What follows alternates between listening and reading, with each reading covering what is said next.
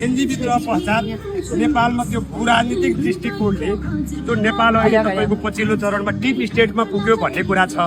त्यसको आरोप तपाईँहरूलाई पनि लागिरहेको छ। परिणक्षित मेरो क्वेसन त तुर्दैन त्यो डिप स्टेट अन्तर्गत चाहिँ नेपालमा एल्गोरिदम भयो, मान्छेलाई त्यो मोनिपुलेट गरियो भन्ने कुरा छ। यो तपाईँको फेसबुक सामाजिक सञ्जालले त्यो सन्दर्भमा तपाईँको धारणा, तपाईँको पार्टीको धारणा अनि गणतन्त्र संहिता धर्मनिरपेक्षतालाई तपाईँले हेर्ने दृष्टिकोण र तपाईँले विकास विकास विकास भनिरहनु भएको छ।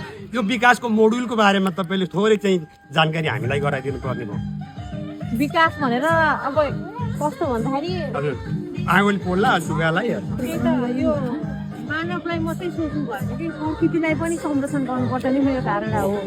जबसम्म प्रकृतिलाई संरक्षण हुँदैन तबसम्म चाहिँ जति नै विकास गरे पनि त्यो चाहिँ त्यसको औचित्य छैन। त्यो त हामीले देखिरहेको हरेक वर्ष नै हामीले भोग्दै आएको कुरा हो। अब देखिरहनु भएको छ होइन। अब यो कुराहरू चाहिँ अब त्यो कुन ठाउँको के छ समस्या, कोही ठाउँमा पानीको समस्या होला, कोही ठाउँमा बाटाको समस्या होला,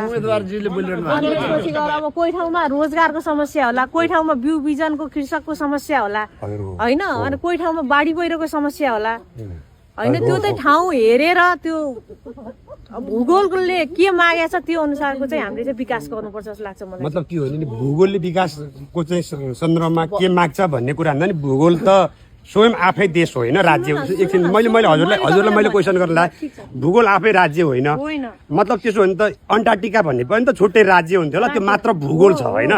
मतलब राज्य भनेको चाहिँ निश्चित प्राकृतिक भूगोलभित्र रहने राजनैतिक कार्यदिशा सहितको मानवको बस्तीको चाहिँ पनि कुरा रहन्छ होइन। त्यो मानव बस्तीलाई कल्याणका निम्ति जो अहिलेसम्मको चाहिँ उपलब्धि भइरहेको छ, तपाईँहरूले कसैले केही गरेन भन्ने खालको चाहिँ भाष्य तयार गर्नु भएको छ। यो शाश्वत तपाईँले भनेको कुरा समय सान्दर्भिक पनि हो जस्तो लाग्छ कि अथवा यो भनिदिने कुरा मात्रै हो भन्ने लाग्छ? होइन, विकास भन्ने बित्तिकै डोजर कुदाउनु मात्रै हो त होइन नि त। सुन्नु न, कति ठाउँमा ऊ त्यहाँ हेर्नु न, त्यो हेर्नु त के अनुसन्धान गरिरहेको छ त। त्यो डोजर त्यहाँ गएर खन्नु मात्रै त्यो हो त।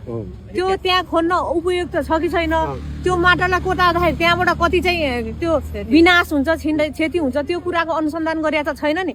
बजेट पर्यो भन्दैमा जहाँ गए त्यहीँ लगेर चाहिँ जुन ठाउँमा निश्चित ठाउँमा गर्ने ठाउँमा त्यसको अनुसन्धान नभइकन, त्यसको चाहिँ भौगोलिक त्यसको चाहिँ संरचना नबुझिकन गरिएको विकास चाहिँ दिगो विकास हुँदैन होइन। त्यसमा चाहिँ जति पनि के भन्छन् बालुवामा पानी खना जस्तो हो।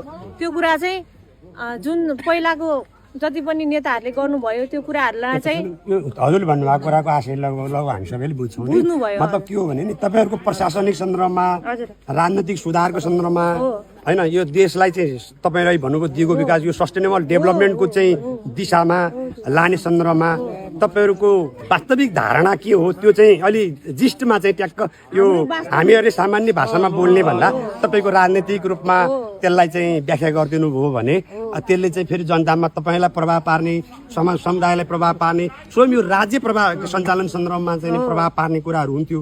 त्यो देशको सन्दर्भमा हजुरहरूको चाहिँ धारणा के छ? तपाईँ यो चाहिँ अलिकति जानकारी गराइदिनु भयो भने हामी तपाईँकै कार्यक्षेत्रको चाहिँ स्थानीय बासिन्दा पनि हो, हामी तपाईँलाई भोट हालेर चुनावसम्म जिताउने अभियानमा पनि चाहिँ सजिक हुनलाई सहज हुन जान्छ कि यस्तो कि अब आउने बित्तिकै नयाँले यो गर त्यो गर भनेर म पहिलो कुरो त म एकदम नयाँ छु, सामाजिक काम गरिरहेको मान्छे, एकैचोटि राजनीतिकमा घुमिएको छु। अनि तपाईँले धेरैवटा क्वेसन गर्नुभयो होइन। यो अब हामीले जति पनि कामहरू गर्छौँ, जति पनि नीति निर्माणको कामहरू गर्छौँ, जति पनि घोषणा पत्रहरू निस्किन्छन्, ती भनेको चाहिँ हाम्रो दिगो विकास हो कि बुझ्नुभयो नि। अघि मैले त्यो उदाहरण दिएँ तपाईँलाई उदाहरण दिएँ, त्यतिबाट बुझ्नुहोस् के कुरा हजुरले। हजुर छ होइन, मैले उहाँसँग बुझ्न खोजेँ हो। उहाँ किनभने हाम्रो क्षेत्रको तपाईँ जित्दा पनि अथवा तपाईँ हार्दा पनि तपाईँ हाम्रो जित्नुभयो भने तपाईँ हाम्रो माननीय, हार्नुहुन्छ पनि तपाईँ यहाँको चाहिँ राजनीतिक रूपमा एउटा महिला नेत्री, तपाईँलाई चाहिँ सम्मान जे पनि गर्दा दुःख सुखमा हरेक कुरामा चाहिँ आशिका तामाङ हुन्छ।